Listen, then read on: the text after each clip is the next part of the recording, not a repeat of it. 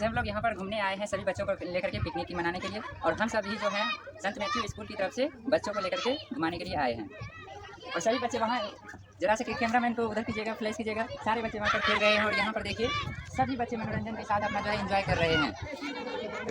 नमस्कार दोस्तों, आज मैं आप लोगों को जो है एक विक्रमशिला के बारे में रोचक जानकारी बताने जा रहा हूँ, जो कि आप लोगों को बहुत ही शायद कम ही पता होगा। और यहाँ पर जो हम लेकर के आए हैं संत मैथ्यू स्कूल के सारे बच्चे के साथ हम लोग घूमने के लिए यहाँ आए हुए हैं। और ये जो खंडर आप लोग देख रहे हैं, ये जो है एक जो प्राचीन काल में एक भव्य विश्वविद्यालय के नाम से विख्यात है, जो कि यह विक्रमशिला विश्वविद्यालय के नाम से प्रसिद्ध है। और यह जो है 8वीं शताब्दी में जो है पाल वंश के धर्मपाल शासक ने, राजा ने इसको बनाया था। जो है बहुत ही विश्व प्रख्यात था, जिसके कारण यहाँ पर जो है देश विदेश से जो है स्टूडेंट पढ़ने के लिए यहाँ पर आया करते थे। और यहाँ पर जो है बहुत सारी बड़ी लाइब्रेरी हुआ करती थी, जिसमें जो है बड़ी बड़ी ग्रंथ होते थे। और यह जो है इस पत्थर को देखिए दोस्तों, यह जो है एकदम बहुत ही पहले जो है प्राचीन आकृति हुआ करती थी, लेकिन अभी जो एक खंडर के रूप में बना हुआ है। और ये जो यहाँ पर जो है एक स्तंभ हुआ करता था, देख सकते हैं आप, ये पूरा पर देख सकते हैं चारों तरफ पत्थर लगा हुआ है, एकदम सजाया गया है। और यह उस समय का जो है एकदम प्रख्यात जो था, जिसके कारण यहाँ पर जो है एकदम भव्य और सुंदर नज़ारा देखने को मिलता होगा प्राचीन शैली यात्रियों को। लेकिन अभी जो है ये खंडर के रूप में बना हुआ है, जिसके कारण इसकी जो है कोई भी महत्वता अभी नहीं है। और यहाँ पर अराउंड 10,000 स्टूडेंट यहाँ पर स्टडी किया करते थे और 1,000 अराउंड यहाँ पर टीचर हुआ करते थे, जिसके कारण इसकी जो है भव्यता आपको सुनकर ही जो है पता चल रहा होगा। जिस कारण से यहाँ पर इतनी बड़ी विस्तार फैला हुआ है, जिसके कारण यहाँ की जो है इतनी प्रख्यात बौद्ध मठों के द्वारा यहाँ पर शिक्षा ग्रहण किया जाता था। यहाँ पर व्याकरण, जादू टोना, शास्त्र, संगीत, हर चीज़ की जानकारी यहाँ पर दी जाती थी, जिसके कारण यहाँ पर जो है इसकी संस्कृति को दर्शाया जाता है। तो वहाँ पर आप जो है गौर कीजिएगा, जूम करके उसको देख सकते हैं आप। जो है वहाँ की सबसे जो है हमारे बौद्ध मठों का वहाँ से स्टार्ट होता है। हमारी लाइब्रेरी जो था वो जो था हमारा सबसे भव्य लाइब्रेरी हुआ करता था। इसको जो है बख्तियार खिलजी के द्वारा जब जलाया गया था, तो यहाँ की जो है इतनी किताबें होने के कारण यहाँ पर 6 महीने तक इसकी आग तक नहीं बुझी थी, या धड़कती रह गई थी। और यह जो है एक बख्तियार खिलजी के द्वारा जो है एक संदेहात्मक के कारण जो है इसको जिसको किला समझ के इसको जलाया गया था, ध्वस्त कर दिया गया था, जिसके कारण यहाँ की जो है इसकी सुंदरता को, उस अज्ञानता के भय ने उसे विनाश के कगार पर पहुंचा दिया। और इस भव्य मैं विक्रमशिला विश्वविद्यालय बोल रहा हूँ। मैं भी नालंदा की भांति एक अभागा विश्वविद्यालय हूँ, जो विदेशी आक्रांताओं की नफरत की भीड़ चढ़ गया। भारत विश्वगुरु था, जिसका अनूठा उदाहरण मुझ में देखने को मिलता है। मैं भी इतिहास में नालंदा की भांति एक बहुत प्रसिद्ध विश्वविद्यालय रह चुका हूँ। एक समय मेरी प्रसिद्धि नालंदा से भी ज्यादा थी। मैं एक ऐसा विश्वविद्यालय था जहाँ प्रवेश पाने के लिए प्रवेश परीक्षा से गुजरना पड़ता था। आज जो इसमें पास होता था, उसे ही यहाँ प्रवेश मिलता था। मेरी ख्याति सिर्फ देश में ही नहीं बल्कि विदेशों में भी थी। मेरे यहाँ कई विदेशी विद्वान भी शिक्षा ग्रहण करने के लिए आते थे। मेरे और नालंदा विश्वविद्यालय के बीच एक गहरा संबंध था।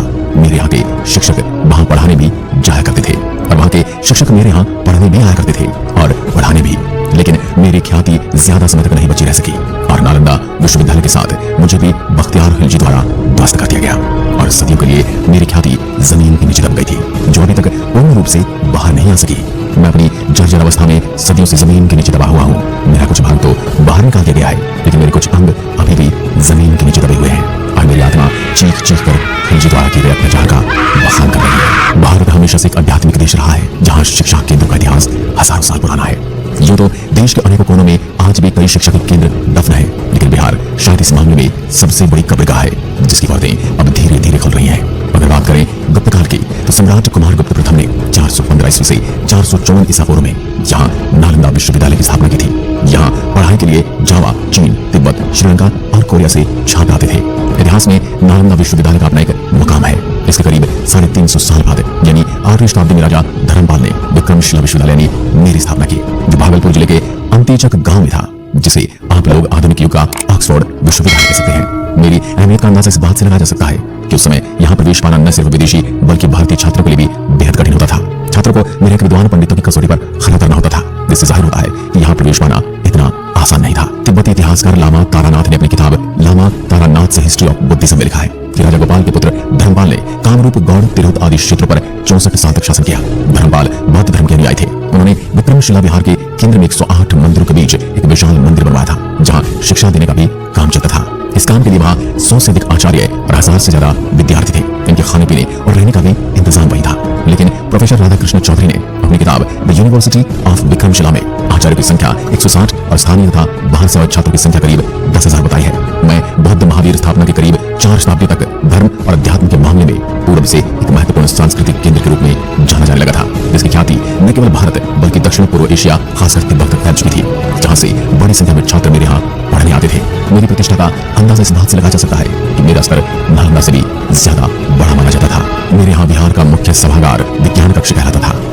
मुख्य शाखाएं या महाविद्यालय थे, जहाँ महायान, तंत्र मंत्र, योग, काव्य, व्याकरण, न्याय आदि विद्याओं में पारंगत छात्र अलग अलग विद्वानों से ज्ञान प्राप्त करते थे।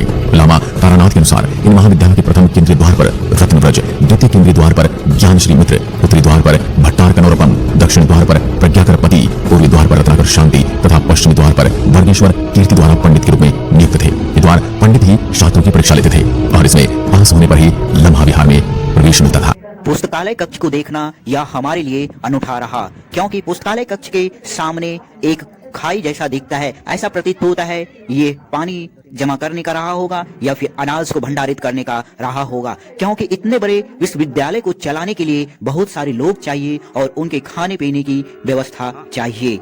आप इन पुस्तकालय कक्ष को देखेंगे तो आपको चारों दिशाओं में जो आकृति बनी है वो एक जैसी प्रतीत होती है। जो गेट आप पश्चिम में देखेंगे वही आप पूरब में भी देखेंगे, जो दक्षिण में है वही पश्चिम में, वही उत्तर में, वही दक्षिण में, यानी चारों दिशाओं में जो गेट है वो एक जैसे दिखते हैं। और सबसे खूबसूरत बात यह है कि हर गेट के सामने कुछ चबूतरे बनाए गए हैं जो सम संख्या की आकृति में है। ऐसा प्रतीत होता है कि वह सूर्योदय के समय स्थान रहा होगा वहां चिंतन मनन करने का। ये पुस्तकालय कक्ष के अंदर का दृश्य है। ये पत्थर आप देख रहे हैं, ये भी एक अबूझ पहेली है। दीवार और छत की बनावट एक जैसी है। ईंटों की संरचना पतली पतली ईंटों से मिलकर ये बनाया गया है। इन दीवारों को, इन मोटी दीवारों को बनाने के लिए जिस मिट्टी का प्रयोग किया गया था वो मिट्टी यहाँ पे अभी भी रखा हुआ है। ये पुस्तकालय कक्ष के सामने आप पत्थर देख रहे हैं और ये है मोटी दीवारें जो अभी भी सपाट इस अवस्था में पड़ी है। और सबसे बड़ी बात है कि अभी भी बारिश, पानी, आंधी, तूफान का असर इन पर नहीं होता है। इन पर घास की एक तिनके भी नहीं है। जब आप इनको देखेंगे नीचे से तो ये आपको 20 फुट ऊपर नीचे आएगी नजर। और इनका बहुत सारा भाग तो अभी भी जमीन के अंदर है, जो खुदाई में नहीं हो पाई है, वो हम लोगों के सामने नहीं आ पाया है। इस विक्रमशिला विश्वविद्यालय के सामने एक पहाड़ है जो काफी सुंदर और आकर्षक भी इसके दृश्य को बनाता है। यानी ये विक्रमशिला विश्वविद्यालय पहाड़ों से चारों तरफ घिरा हुआ एक मैदानी इलाका में स्थित है। चकोर पत्थर की आकृति हर तरफ आपको यहाँ पर दिखेंगे। इन शिलाओं का प्रयोग बैठने के लिए या वाद विवाद के लिए क्या करते होंगे। जो भी आगंतुक रहे होंगे, जो यहाँ आते होंगे, इनकी भव्यता से काफी प्रभावित होते होंगे। यहाँ पर पढ़ने वाले बड़ी दूर दूर से आते थे। चीन, तिब्बत, अन्य देशों से लोग यहाँ पर अध्ययन करने के लिए आते थे।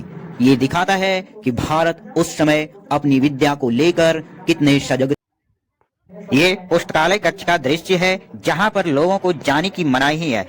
जस्ट उसी के सामने ये बड़ा सा पत्थर रखा हुआ है और इन शिलाओं की जो आकृतियां हैं वो काफी टेढ़ी मेढ़ी रखी गई है। और आप देख सकते हैं कि लोग यहाँ भ्रमण करने के लिए हर साल आते हैं और ये एक प्रेरणा का स्रोत भी हो सकता है शिक्षा के मंदिरों के लिए। हार्वर्ड यूनिवर्सिटी को भी ये मात दे सकते हैं, लेकिन इनकी जो पराकाष्ठा है वो एक छोटी सी भूल ने इसे धूमिल कर दिया। ये आपको ऐसा प्रतीत होगा कि ये कोई राजसी किला है, किसी राजे का ये महल है। इतनी भव्यता, इतनी सुंदर इनकी संरचना है कि हर कोई जब इनको पहली बार देखेंगे तो आश्चर्य से दंग रह जाएंगे कि ये भी कभी अपने नाम थे, इनके भी विश्व में ऐसी है विक्रमशिला विरासत। आसमानों से, नीले नीले गगन से ये गगनचुंबी इमारतें आपको दिखेंगे। ये एक यादगार लम्हा होता है जब आप ऐसे स्थानों का भ्रमण करते हैं।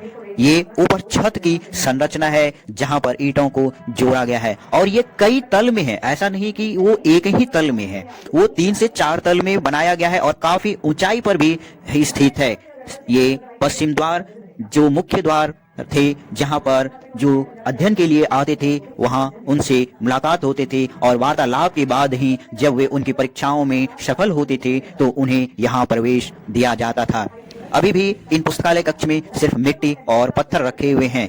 ये एक पत्थर आप देखें, शिलालेख, शिलालेख पर तो कोई आकृति नहीं है, लेकिन सम संख्या के रूप में ये शिला बना हुआ है। ये मोटी मोटी दीवारों से बनाया गया है पुस्तकालय। अब जहां ऐसी भव्य पुस्तकालय हो तो वहां का ज्ञान की बात तो क्या है। विक्रमशिला विरासत को बख्तियार खिलजी द्वारा नष्ट कर दिया गया, लेकिन आज भी ये इस रूप में हम लोगों के साथ एक साक्ष्य के रूप में है, जो ये दिखाता है कि अध्ययन और चिंतन मनन के द्वारा जब अब आप इस सृष्टि में स्थान स्थापित करते हैं तो आपकी अमूल्य धरोहर बन जाती है। तो ऐसी ही हमारी यह विरासत है जो भारत सरकार द्वारा संरक्षित है, और हम आशा करते हैं कि भविष्य में यह और इनका जीर्णोद्धार हो, इनको और स्थापित करने की आवश्यकता है। भारत सरकार से गुजारिश है कि इनकी ओर ध्यान दिया जाए और फिर से इन्हें अपनी भव्यता को लौटाया जाए और फिर से इन्हें एक विश्व विरासत बनाया जाए और एक शिक्षा का केंद्र फिर से स्थापित किया जाए। हरियाली से परिपूर्ण है और ये अपनी स्वच्छता के लिए भी जाना जाता है। यह विक्रमशिला कई हजारों एकड़ में ये फैला हुआ है। विक्रमशिला के आसपास घने पेड़ हैं जो इनकी शोभा को चार चांद लगा देते हैं। गंगा के पावन तट पर यह विद्या का मंदिर आज भी अपनी गाथा लिए हुए हम लोगों के समक्ष हैं। आशा है हम इनकी गाथा को सुने और इन्हें फिर से एक नई मुकाम हासिल करने में मदद करें। यह हार्वर्ड यूनिवर्सिटी अन्य विश्वविद्यालयों के बराबर अपना स्थान रखता है। आने वाले समय में हम कल्पना कर सकते हैं कि ये फिर से अपने वास्तविक रूपों में आए और फिर से यह अपने अध्ययन के केंद्र के रूप में स्थापित हो। यहाँ से निकाले गए बहुत सारे साक्ष्य पटना संग्रहालय में संग्रहित हैं और कुछ विक्रमशिला म्यूजियम में भी संग्रहित है। आप उन्हें देखकर अंदाजा लगा सकते हैं कि आने वाले समय में कैसे थे। घूमते घूमते इन दीवारों पर नजर गई। जब इन दीवारों को देखा गया तो ऐसा प्रतीत हुआ कि इनमें कुछ खांचे बने हुए थे जिनमें बहुत सारी मूर्तियां थी। ऐसा प्रतीत होता है कि जैसे जैसे महल के ऊपर आप जाते ये खांचों की संख्या में वृद्धि होती जाती और इनमें बहुत सारे देवी देवताओं की भी मूर्तियां थी। ऐसा प्रतीत होता है उस समय जो भी आते होंगे उनके यहाँ पर चित्र बनाए जाते होंगे। ये आप देख सकते हैं इन मूर्तियों को, इन मृग मूर्तियों को। ये अभी भी उस अवस्था में ही है और इन पर बारिश पानी का भी कोई असर नहीं हुआ है और इनमें से बहुत सारी ऐसी मूर्तियां हैं जो यहाँ से हटा दी गई है या किसी प्रकार से नष्ट हो गया है, लेकिन अभी भी आप इनको देख सकते हैं। और ये जो दीवारें आप देखेंगे इनकी ईंटें जो किनारे हैं वो किनारे पूर्णतः शार्प नहीं है, यानी तेज धार नहीं है, वो उनको मोड़ दिया गया है या उनकी धार को कम कर दिया गया है, यानी ईंटों को गोलाकार रूप में रखा गया है। और जैसे जैसे आप आगे बढ़ते जाएंगे यहाँ पे हर एक खांचे में आपको कुछ न कुछ तस्वीर नजर आएगी।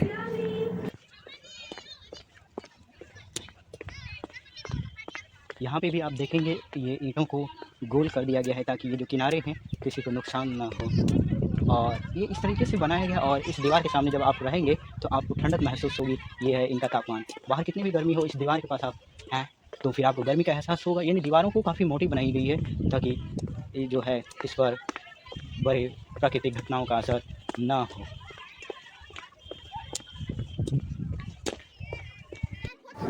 ये दीवारें इतनी मोटी है कि इस पर किसी प्राकृतिक आपदा या कृत्रिम आपदा का कोई असर नहीं होगा। ये पुस्तकालय के बाहर है। इन दीवारों की संरचना में जो ईंटों का प्रयोग किया गया है वह क्षैतिज और उदग्र आकार में किया गया है। जब आवश्यकता पड़ी उदग्र रखने की तो वो उदग्र रखा गया है, यानी टॉप टू बॉटम रखा गया है, और क्षैतिज आकार यानी लेफ्ट से राइट सजाया गया है। और इनको जोड़ने के लिए किसी सीमेंट को नहीं बल्कि मिट्टी का प्रयोग किया गया है। तो इसी से अंदाजा लगाया जा सकता है कि उस वक्त के जो भी घर बनाए जाते होंगे उसमें मजबूती को विशेष ध्यान दिया जाता होगा। यानी उनका एक ही उद्देश्य हुआ करता था कि घर बने या दीवारें बने, जो भी बने वो मजबूत बने, और वही मजबूती आज अपनी कहानी बयां कर रही है। एक ऐसी कहानी जो हम सबको सुननी चाहिए और इनको देखना भी चाहिए। और आज की जो टेक्नोलॉजी है और उस समय की जो टेक्नोलॉजी है उनमें बहुत ही समानता है। क्षैतिज आकार से रखी गई ईंट और फर्श को सजाया गया है ताकि जब भी बारिश हो तो कीचड़ ना हो, और पानी का जो है निकास की भी व्यवस्था रखी गई है ताकि जो प्रांगण है वहां पर पानी ना जमा हो। और दीवार इतनी चौड़ी है कि एक छत के जैसा सपाट लगता है, और जो छत बनाई गई है इन दीवारों के ऊपर वो पतले पतले पत्थरों ईंटों का प्रयोग किया गया है। ईंटों को काफी पकाया गया है और तब उसका प्रयोग इन दीवारों को बनाने में किया गया है। यहाँ मिट्टी, पानी और आग इनका भी असर ना हो, इतनी मोटी ये दीवारें बनाई गई है। और बहुत सारे ऐसे प्रांगण भी मिले हैं इस खुदाई में कि वो अभी तक नहीं पता चल पा रहा है कि वास्तव में वह क्या रहा होगा, क्या कोई कुआं है या फिर कुछ और। ये अभी भी अनबुझ है, यानी इसे अभी भी उस उन्नति का, उस खुदाई का इंतजार है जहां से ये अपने गर्भ में छिपे हुए रहस्य को उजागर कर सके और दुनिया को बता सके कि ये अपनी कहानी है।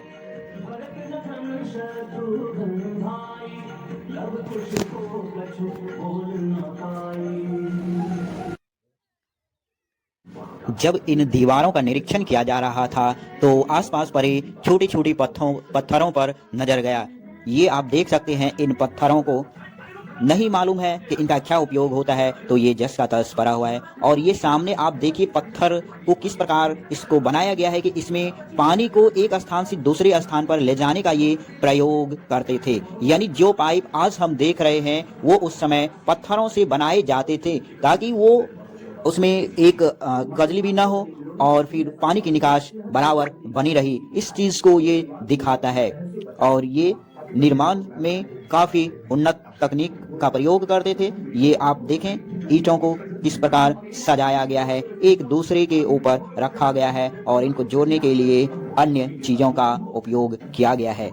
इन्हें बनाने में और इनको संरक्षण देने में बहुत सारे लोगों का योगदान रहा है। तब जाकर यह अपने वास्तविक रूप में आए और बहुत वर्षों के बाद फिर ये अपने वास्तविक रूप को खो दिए और आज स्थिति यहाँ पर आ बनी है। हजारों लोग हर साल यहाँ के भ्रमण के लिए आते हैं, अपनी शिक्षा की उपलब्धि को देखते हैं और यहाँ से कुछ न कुछ सीखते हैं। बिहार की धरती पर यह विश्वविद्यालय अपने धार्मिक सांस्कृतिक का केंद्र रहा, जो विदेशों में भी काफी प्रचलित थे। विदेशी लोग काफी संख्या में यहाँ पर अध्ययन के लिए आते थे और उन्हें यहाँ प्रवेश दिया जाता था। देश विदेश से विद्वान लोग आते थे और यहाँ के गुरु आचार्य कहलाते थे। वह तक्षशिला और नालंदा विश्वविद्यालय एवं अन्य जगहों पर भी जाकर भ्रमण करते थे और अपना ज्ञान का प्रचार प्रसार भी करते थे। आचार्य दीपांकर यहाँ के प्रमुख आचार्य थे। स्कूली बच्चे भी इस विक्रमशिला विरासत को हर साल देखने के लिए आते हैं। पेड़ पौधों हरियाली से भरपूर यह विक्रमशिला विरासत आज आपका स्वागत करता है। ये बड़े बड़े पेड़ जो यहाँ की शोभा को बढ़ाते हैं और हो भी क्यों ना कुछ ऐसी ही बात है। तो चलिए अब हम बच्चों के साथ चलते हैं लाइब्रेरी की तरफ और देखते हैं वहाँ का नजारा। स्कूली बच्चों को भ्रमण करने के लिए विक्रमशिला लाया गया है ताकि वो आने वाले समय में इनके महत्व को समझ सके। और हमें आशा है कि ऐसे शैक्षणिक भ्रमण से बहुत सारी चीजों को सीखने का मौका मिलता है। हम सभी इन शैक्षणिक भ्रमण का स्वागत करते हैं और आशा करते हैं इन बच्चों के भविष्य अच्छे और उज्जवल हो। साथ ही हम अपने विक्रमशिला विश्वविद्यालय के भविष्य की उज्जवल कामना करते हैं। सभी दर्शकों का मैं स्वागत करता हूं। मैं अपने YouTube चैनल पीके प्रफुल्ल से आपका स्वागत करता हूं और आप सब के लिए ऐसी धरोहर, ऐसी कहानी फिर लाऊंगा और वादा करता हूं कि नए साल में आपको और मजेदार अच्छी कहानियां सुनाऊं और अच्छी जगहों के बारे में, अपने आसपास के बारे में आपको बताऊं। तो चलिए अब वक्त आ गया है इन बच्चों के गीत संगीत कार्यक्रम में भाग लेने का।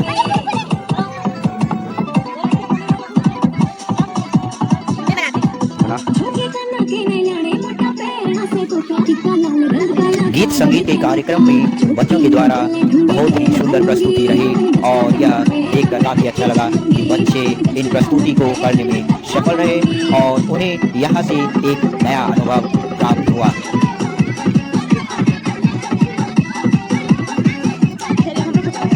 अब मैम का आगे क्या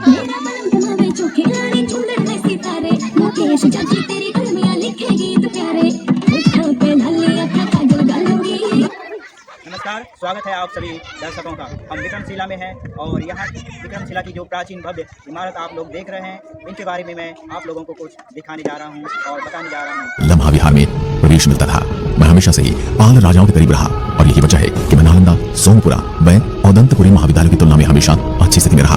नालंदा की चर्चा करते हुए प्रोफेसर J.N. समादार ने अपनी किताब द ग्लोरीज ऑफ मगध में लिखा है, क्योंकि विक्रमशिला राजा ने बनवाया था, इससे इसके साथ राजशाही की उपाधि लगी रही। राजा की इस महाविहार के चांसलर हुआ करते थे और दीक्षांत समारोह में उपाधियां भी देते थे। राजा ही पंडितों और अन्य आचार्यों की नियुक्तियां भी किया करते थे। राष्ट्रीय अंतर्राष्ट्रीय ख्याति वाले मेरा तिब्बत के साथ खास संबंध था। तिब्बती छात्रों के लिए मेरे यहाँ अलग से छात्रावास की व्यवस्था थी, जिसके अवशेष आज भी देखे जा सकते हैं। सुकुमार दत्त अपनी किताब Buddhist मॉक्स and monasteries of India में लिखते हैं कि चीनी दस्तावेजों में जिस शानदार तरीके से नालंदा महाविहार की चर्चा की गई है, उसी अंदाज में तिब्बती ने अपने ग्रंथों में भी मेरा जिक्र किया है। नालंदा के काल में चीन और भारत के बीच गहरे सांस्कृतिक संबंध थे, जो 8वीं शताब्दी के मध्य मेरे काल आते आते तिब्बत की तरफ मुड़ गए। यही कारण है कि कई मामलों में नालंदा की तुलना में मेरी अहमियत काफी ज्यादा बढ़ गई। प्रोफेसर राधाकृष्ण चौधरी के अनुसार मेरी श्रेष्ठता और भव्यता का अंदाजा इसी से लगाया जा सकता है कि जहां नालंदा में एक प्रवेश द्वार था, वहीं मेरे में 6 प्रवेश द्वार थे। नालंदा की तुलना में यहाँ ज्यादा संख्या में विदेशी छात्र आते थे। मेरी शिक्षा के उच्च स्तर के बारे में एक खुदाई कार्य का नेतृत्व करने वाले PSI के निदेशक डॉक्टर BS वर्मा के अनुसार, जिस तरह आज के विश्वविद्यालय के संचालन के लिए परिषद या सीनेट होती है, वैसे ही तब भी शैक्षणिक गतिविधियों के संचालन के लिए शिक्षकों का एक बोर्ड होता था। शायद यही वजह है कि राजा धर्मपाल ने खुद को दोनों महाविहारों का प्रधान नियुक्त कर दिया था। विक्रमशिला की स्थापना के बारे में तिब्बती ग्रंथों में लिखा है कि राजा एक बार अतिंचक पदघट्टा घूमने आए थे और वहां गंगा के किनारे के सुंदर नजारे पर इतने ज्यादा मोहित हो गए कि उसी समय उन्होंने यह एक विहार बनाने का फैसला कर लिया। प्राचीन काल में मेरे यहाँ की पहाड़ियों और गुफाओं में साधु संत तथा योगी ऋषि तपस्या करते थे। बंगाल असम में सुदूर पूर्व के मार्ग पर स्थित होने के कारण पूर्व व पश्चिम के बीच पत्थरघट्टा, जो अब बटेश्वर स्थान के नाम से प्रसिद्ध है, का ऐतिहासिक महत्व रहा है। यही कारण है कि चीनी यात्री ह्यूनसांग, तिब्बती बौद्ध भिक्षु नागस्तो, धर्मस्वामी व लामा तारानाथ से लेकर William houses, Francis Buchanan, William Franklin जैसे विद्वानों ने इस क्षेत्र की यात्रा कर यहाँ की प्राकृतिक सुंदरता, ऐतिहासिक और सांस्कृतिक धरोहर का जिक्र किया है। आला दर्जे की पढ़ाई लिखाई के कारण अपने समय में मैं विदेश और देश के सांस्कृतिक तथा बौद्ध ज्ञान का प्रमुख केंद्र बन गया था। यहाँ दूर दराज से विद्वान जमा होते थे और शैक्षिक और दार्शनिक विषयों पर चर्चाएं करते थे। यहाँ का पाठ्यक्रम एक बौद्ध विश्वविद्यालय की आवश्यकताओं के अनुसार था। पठन पाठन के लिए निजी कक्षाएं यानी ट्यूटोरियल क्लासेस और सामूहिक कक्षाएं दोनों सिस्टम प्रचलित थे। दाखिला मिलने के बाद शुरू में हर छात्र को कुछ समय के लिए एक भिक्षु की देखरेख में रखा जाता था। बौद्ध परंपरा के अनुसार गुरु के लिए शिष्य पुत्र समान होता था। बुद्ध ज्ञानपद मेरे संस्थापक शिक्षक थे और उनके समय से ही मेरे यहाँ बेहद ज्ञानी आचार्य और विद्वान नियुक्त किए गए थे। वारेंद्र के जितारी, कश्मीर के रत्नब्रज और शाकिश्री, बनारस के भागेश्वर, नालंदा के विरोचन, आदंतपुरी के रत्नाकर यहाँ के प्रतिष्ठित आचार्य थे। तिब्बती ने यहाँ रत्नाकर शांति, ज्ञानश्री मित्र, नरोपंत, वीरव्रज, विद्या कोकिल सहित दीपंकर श्री ज्ञान आतिश जैसे आचार्यों का जिक्र किया है। मेरे विद्वानों की मंडली में आचार्य दीपंकर सबसे बड़े विद्वान माने जाते थे, जिनके पास ज्ञान का भंडार था। भारत में उन्हें बौद्ध धर्म का अंतिम प्रमुख आचार्य माना जाता है। तिब्बत के राजा के आमंत्रण पर उन्हें 13 साल तक मारकर बौद्ध धर्म में त्रुटियों को सुधारने और धर्म के पुनर्स्थापन का काम किया और इसी कारण बौद्ध धर्म के इतिहास में उनका महत्वपूर्ण स्थान है। तिब्बत में वे बुद्ध के दूसरे अवतार के रूप में पूजे जाते हैं। मेरे यहाँ बौद्ध धर्म की पढ़ाई लिखाई के अलावा व्याकरण, अध्यात्म, तर्कशास्त्र, हेतु विद्या, चिकित्सा विद्या, सांख्य शिल्प, स्थान विद्या आदि की भी पढ़ाई होती थी। इसके संस्थापक राजा धर्मपाल की 8000 श्लोकों वाले महायान बौद्ध ग्रंथ प्रज्ञा में विशेष आस्था थी और यही वजह है कि उन्होंने जो 55 बौद्ध केंद्र स्थापित किए थे, उनमें से 35 प्रज्ञा पारमिता के अध्ययन के केंद्र थे। मेरी मान्यता मंत्रयान के एक प्रमुख केंद्र के रूप में रही है। भारतीय इतिहासकार रोमिला थापा के अनुसार बौद्ध मत पर तंत्रवाद के अत्यधिक प्रभाव के कारण ईसा के बाद 7वीं शताब्दी में एक नई शाखा वज्रयान का जन्म हुआ, जिसका केंद्र पूर्वी भारत में था। The wonder that was India के लेखक इतिहासकार A.L. बासन का मानना है कि 8वीं शताब्दी में पूर्वी भारत में वज्रयान के नाम से एक तीसरे यान का जन्म हुआ, जिसे बेहतर रूप में बौद्ध महाविहार विक्रमशिला के आचार्यों ने तिब्बत में स्थापित किया। धर्म और शिक्षा के क्षेत्र में तुलनीय योगदान के साथ साथ मैंने स्थापत्य और मूर्तिकला के क्षेत्र में भी अपनी खास पहचान बनाई। बंगाल के साथ मेरे यहाँ के भिक्षुओं ने धार्मिक भवनों की सजावट और मूर्ति निर्माण की एक नई शैली बनाई, जो पूर्वी भारत की मगध बंग शैली के नाम से जानी जाती है। नालंदा की तरह यहाँ भी पांडुलिपि चित्रण के विशिष्ट प्रतीक विकसित हुए। यहाँ अनुवाद का काम भी बड़े पैमाने पर होता था। सुकुमार दत्त के अनुसार तिब्बती धर्म सूत्र संग्रहालयों में मौलिक अथवा संस्कृत से अनुवादित ग्रंथों की अच्छी खासी संख्या है। इसका श्रेय मेरे ही आचार्य दीपंकर सहित अन्य 13 आचार्य को जाता है। यहाँ पांडुलिपि को विशेष पद्धति से वातानुकूलित पुस्तकालय में सहेज कर रखा जाता था, जो जाहिर है वहाँ की तकनीक कौशल को दर्शाता है। सुदूर तिब्बत की पहाड़ी, कंदराओं और गुफाओं में संरक्षित रह गई इन पांडुलिपि के कारण ही लुप्त प्राय समय और बौद्ध धर्म का इतिहास फिर विश्व के सामने आ गया। 8वीं शताब्दी में अपनी स्थापना के बाद करीब 400 वर्षों तक धर्म, अध्यात्म और ज्ञान के क्षितिज पर अप्रतिम ज्योति बिखेरने वाला यह महाविहार पूर्वी भारत के अपने समकालीन नालंदा, औदंतपुरी और जगदल्ला की तरह मठवासी विश्वविद्यालय यानी मोनास्टिक यूनिवर्सिटी का अंतिम उत्कृष्ट उदाहरण था। लेकिन विडंबना यह है कि 12वीं शताब्दी के अंत में तुर्कों के आक्रमण से पूरी तरह से नष्ट हो गया। करीब 800 वर्षों तक पृथ्वी के गर्भ में इस तरह से खो गया कि विद्वान इसके नामो निशान को लेकर महज कयास लगाने पर मजबूर हो गए। इस तरह लंबे अंतराल तक उपेक्षित पड़े रहने के बाद 1960 से 1969 तक पटना विश्वविद्यालय के डॉक्टर B.P. वर्मा और उसके बाद 1971 से 72 से लेकर 1982 तक की अवधि में भारतीय पुरातत्व सर्वेक्षण के निदेशक डॉक्टर B.S. वर्मा के नेतृत्व में की गई खुदाई के बाद ही पूरी दुनिया के सामने में फिर से प्रकट हो गया। अभी तक मेरे मुख्य स्तूप की ही खुदाई हो सकी है और मेरा विशाल रूप अभी भी जमीन के सीने में दबा रोशनी की राह दिख रहा है, जिसका पता नहीं कब जीर्णोद्धार होगा और कब मुझे इस कब्र से बाहर आने का मौका मिलेगा। उम्मीद करता हूँ आपकी की गई कोशिश रंग लाएगी और विलुप्त हो चुके मेरे इतिहास के बारे में सभी को पता चल सकेगा। दोस्तों, हमारा भारत देश हमेशा से ही विश्वगुरु रहा है और इसका इतिहास इस देश के मिट्टी के जर्रे जर्रे में देखने को मिलती है। विदेशी आक्रांताओं ने आकर यहाँ सब ध्वस्त कर दिया, लेकिन उस दबे हुए इतिहास को और भी दबाने में हमारी सरकारों ने भी कोई कसर नहीं छोड़ी। उसको कभी खंगालने की जहमत ही नहीं उठाई और हमारा असल भारत क्या था वह कभी किसी के सामने नहीं आ पाया और विदेशी विद्वानों या अंग्रेजों द्वारा थोपा गया इतिहास आगे से आगे चलता रहा। अभी भी आपको जगाने की आवश्यकता है, आपको जागने की आवश्यकता है और बरसों से चली आ रही इस परिपाटी को बदलकर अपने स्वर्णिम इतिहास को सबसे प्रमुख रखने में हमारी मदद करें और इस वीडियो को अपने दोस्तों और रिश्तेदारों के साथ शेयर कीजिए। यह शैक्षिक भ्रमण बहुत ही अच्छा रहा। तो चलिए इसी गीत संगीत के बाद आपसे विदा लेते हैं और इस वादे के साथ कि फिर आएंगे एक नए वीडियोस के साथ। आपको कैसा लगा वीडियोस, इन्हें शेयर और कमेंट के जरिए बताएं। आप अपने सुझाव आमंत्रित कर सकते हैं ताकि आने वाली वीडियोस में हम अच्छे साथ चैनल को सब्सक्राइब करें और आगे लगे बेल आइकन को जरूर दबाएं ताकि आने वाली हर वीडियो का नोटिफिकेशन आप तक सबसे पहले पहुंचे। आज के वीडियो में बस इतना ही। जय हिंद,